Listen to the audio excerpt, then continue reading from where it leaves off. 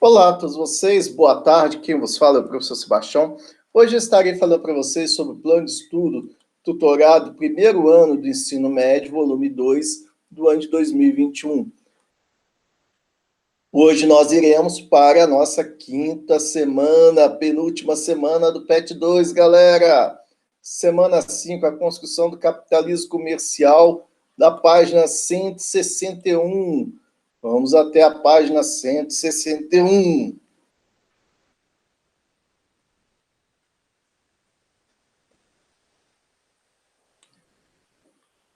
Então vamos lá. Quinta semana, eixo temático, mundo moderno, colonizações e relações étnico-culturais. Tema e tópico, escravidão e comércio no mundo moderno. Então vamos falar um pouquinho sobre a construção do capitalismo comercial. Com a consolidação do sistema feudal na Europa Ocidental, por volta do século X, as antigas rotas comerciais que estavam interrompidas ou bem prejudicadas pela instabilidade política e militar da região, desde a degradação do Império Romano do Ocidente, começaram pouco a pouco a serem restabelecidas. Então nós temos aqui o Mar Mediterrâneo, o Mar Negro, que estão dominados pelos muçulmanos e também pelo monopólio das cidades de Gênova, Veneza. Então as cidades aqui que são cidades ligadas ao comércio e ao monopólio das atividades comerciais dentro da Europa, que vão dominar aqui algumas feiras importantes que vão simplesmente cortar o centro da Europa. Então vamos continuar. O gradativo crescimento comercial europeu e a sua ligação com as rotas controladas pelo Império Bizantino permitiram o ressurgimento da vida urbana e a criação da classe burguesa. Entre os séculos XI e XIV, na Europa, cresceram as rotas terrestres e marítimas ligando vários pontos desse continente. Essas rotas ligavam-se com as cidades italianas, principalmente, e, a partir dessas cidades, vendiam-se mercadorias europeias e compravam-se mercadorias orientais adquiridas via cidade de Constantinopla. Então, são algumas cidades como Gênova, Veneza, Nápoles, que vão se aproveitar dessas rotas comerciais aí. Era o acesso europeu às chamadas especiarias asiáticas, ligadas às Índias, que são os indianos e chineses, majoritariamente. Porém, no século XV, a relação estremecida por séculos entre cristãos e muçulmanos acabou prejudicando as relações comerciais. Quanto à tomada de Constantinopla em 1453 pelos turcos otomanos. Então, nós temos o fechamento do comércio da cidade com os europeus, que impulsionou, por exemplo, os portugueses a investirem ainda mais recursos das viagens atlânticas de contorno do continente. Então, os países europeus estão começando a se consolidar através da centralização do poder nas mãos de uma monarquia financiada pela burguesia europeia. E com isso que acontece? As rotas comerciais aqui do Mediterrâneo, que chegavam às Índias e à China, na rota da seda da China, e as Índias, da Índia, estavam nas mãos dos muçulmanos. E com isso que acontece? Esse monopólio, dessas especiarias, tais como cravo, canela, pimenta, noz moscada, a seda, a porcelana, eram especiarias muito procuradas na Europa, que vinham do Oriente, e que tinham, de certa forma, essa dificuldade de se arrumar novas rotas comerciais que vinham a romper com essas rotas tradicionais no Mediterrâneo, dominada aí pelos europeus. Lógico, essas especiarias, muitas das vezes, serviam para quê? E durante a Idade Média, os alimentos, muitos deles azedavam, então o que eles faziam com esses condimentos? Utilizavam, principalmente essas especiarias, para poder o quê? Para poder, de certa forma, disfarçar esse gosto de azedume dos alimentos, né? Estou continuando. Então, os europeus vão buscar, por meio do Oceano Atlântico, contornar aí o continente africano a partir de 1453. Bem antes, 1414, quando começa a conquista de Ceuta, no norte da África. Inclusive, essas navegações portuguesas, ao entrar em contato com as populações africanas subsaarianas, permitiram a negociação de novas mercadorias e recursos minerais na Europa. Ou seja, as ligações das rotas comerciais a partir da segunda metade do século XV irá envolver o mar Mediterrâneo e os oceanos Atlântico e Índico. Seda e porcelana eram as principais mercadorias comercializadas pela Índia, ou pela China. A Índia comercializava as especiarias, como cravo, canela, pimentas, o algodão e etc. A Europa vendia tecidos de algodão, vinhos e queijos. A África fornecia metais preciosos, gados, plantas, tintureiras e, por volta de 1530, escravizados ou escravizadas. A América participava desse comércio global, exportando produtos nativos, como madeira, produtos da floresta amazônica, entre outros. Gado, lã, algodão, metais preciosos e açúcar. Então, nós temos aqui um relato, então vamos lá, leia o relato, que permite entender como essas relações comerciais foram crescendo e tornando importantes e contribuindo para o enriquecimento das nações europeias. Não só isso. Agora nós temos o quê? Uma ampliação em relação à visão de mundo das relações comerciais e também diplomáticas. Ou seja, antes restrito ali na Europa, agora o quê? Vai abarcar diversos continentes. Então vamos ver esses relatos aqui. Mas o principal produto foi o ouro desde 1442, estendendo-se ao longo do século XV, ainda que de forma irregular e num decréscimo na transição para a centúria de 500. O ouro provinha de Arguim, na África Ocidental, da Serra Leoa e da Mina, e foi, sem dúvida, seguido pelos escravizados a base financeira de apoio à continuidade dos descobrimentos e da construção do Império Marítimo Português no Atlântico e no Índico. Depois vieram as especiarias da Índia, a partir de 1500, uma designação genérica de vários produtos que faziam mover nações e provocar guerras, gerar fortunas e edificar impérios como o português. Depois das especiarias africanas, como a malagueta, pimenta vermelha, as asiáticas, como gengibre, canela, pimenta, cravinho, noz moscada, maçã, provenientes da costa indiana, do Malabar, e depois de Sumatra, das Colomores, da costa oriental africana, de Java, das Moluscas, ou Cipis Islands, pulverizaram todo o comércio europeu de então dominado por italianos e muçulmanos. 1530 foi o ano das especiarias em Portugal. O apogeu do Império, o culminar do ciclo da pimenta na economia portuguesa e de seu Império Asiático. Então, aí está falando um pouquinho da Infopédia, né, sobre os descobrimentos.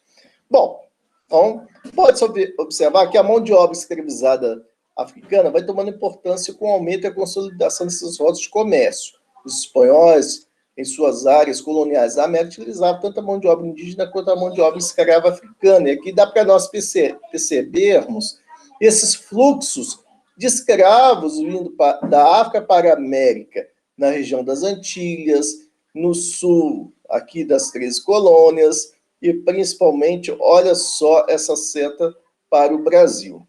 Bom, os portugueses, devido ao comércio dos negros e negras, introduziram essa mão de obra na América Portuguesa no período colonial, principalmente nas lavouras açucareiras do Nordeste das minas auríferas das Minas Gerais, ou seja, vieram grande número de escravizados para os engenhos e para a extração do ouro das Minas Gerais. Os oásis escravizados ou escravizados também foram explorados em serviços domésticos e em atividades comerciais urbanas. Outras atividades econômicas na colônia portuguesa, como produtos de subsistência, pecuária e drogas do sertão, tomaram a mão de obra nativa, compulsória ou escravizada, forçada ou escravizada. Observe o mapa que retrata a quantidade de negros e negras forçados à escravidão a partir do século XV, igual eu falei para vocês. Ao fluxo para onde que iam esses escravos e provenientes de diversas regiões da África. Os principais grupos vitimados pelo comércio escravagista foram os bantos e sudaneses. As definições de bantos e sudaneses são genéricas e foram produzidas no contexto da apropriação europeia do continente dos povos da África, né? Então, quer dizer, foi as denominações dadas pelos os europeus a esses povos que dominavam determinadas regiões aqui da África. Das ilhas de São Tomé e Cabo Verde, que são mais ou menos dessa região aqui, vieram os mandingas, ulofes e fulanes. De São Jorge, nessa região aqui, São Jorge da Mina, os assantis, fantinos, iorubás, euros e fons. De Cambinda e Luanda, que está mais aqui ao sul, e Benguela, essa região aqui, Moçambique, vieram os bantos. De tal monta era o comércio de vidas humanas que o Brasil se tornou o maior consumidor do ouro negro, como era chamado o continente de pessoas traficadas da África para as áreas coloniais da América. Já no final do primeiro século de colonização, o historiador Luiz Felipe de Alencastro, em O Tratado dos Viventes do ano de 2000, ele afirma que a quantidade de africanos desembarcados no Brasil no período escravista era aproximadamente de 4.029.800 pessoas. Bom, após o texto, nós temos aqui 3 atividades.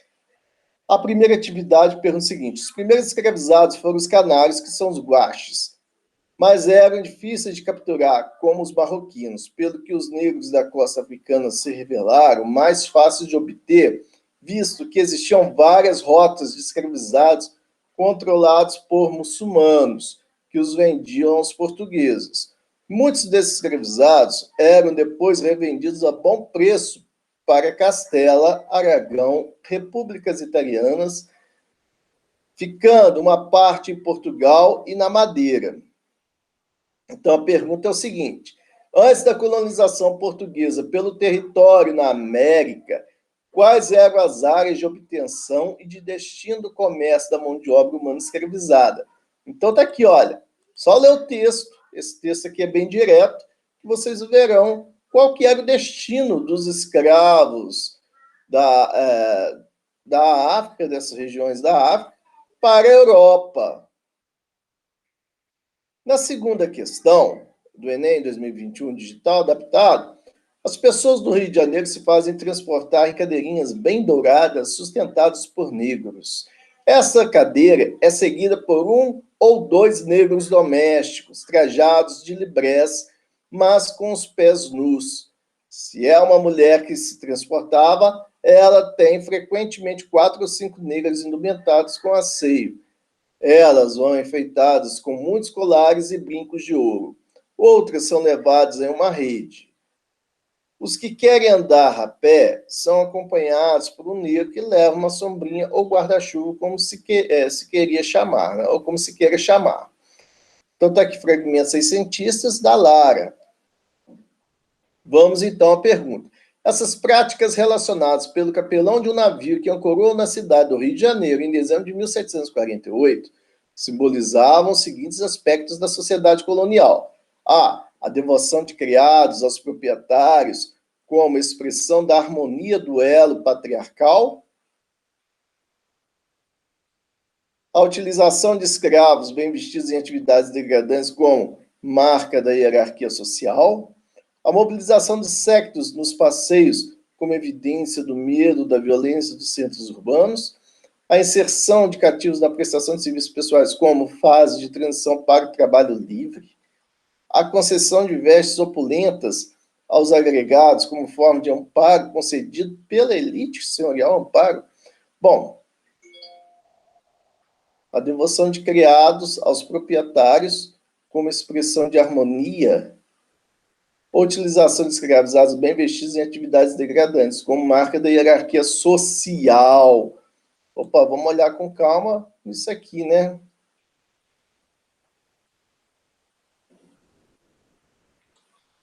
Bom, terceira questão, Enem 2012. Mais uma coisa eu ouso afirmar, porque há muitos testemunhos, e é que vi nessa terra de Verágua, que é o Panamá, maiores indícios de ouro nos 2 primeiros dias do que a espanhola em 4 anos. E que as terras da região não podem ser mais bonitas nem mais bem lavradas. Ali, se quiserem, podem mandar extrair à vontade. Carta de Colombo aos reis da Espanha, em 1513, o Cristóvão Colombo, né? Falando que o grande interesse aí dos europeus são o quê? A busca de metais preciosos, as ideias do que as práticas mercantilistas. Bom, no caso é o metalismo, né? O documento permite identificar um interesse econômico espanhol na colonização da América a partir do século XV. A implicação desse interesse na ocupação do espaço americano está indicada na A expulsão dos indígenas para fortalecer o clero católico. B. A promoção de guerra justa para conquistar o território. C. A imposição da catequese para explorar o trabalho africano. D. A opção da policultura para garantir o povoamento ibérico. E é a fundação de cidades para controlar a circulação de riquezas.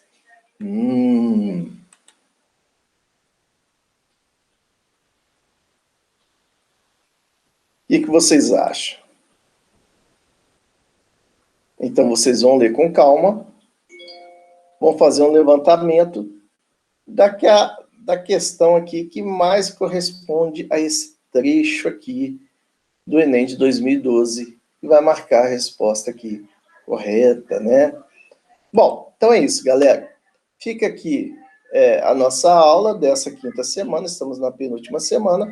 Próxima aula, a última semana do plano de estudos plano de estudos tutorado, que é o PET 2, 2021, do primeiro ano do ensino médio, ok? Então, galera, até a próxima aula. A gente se encontra lá na conclusão do nosso PET 2. Até breve, galera.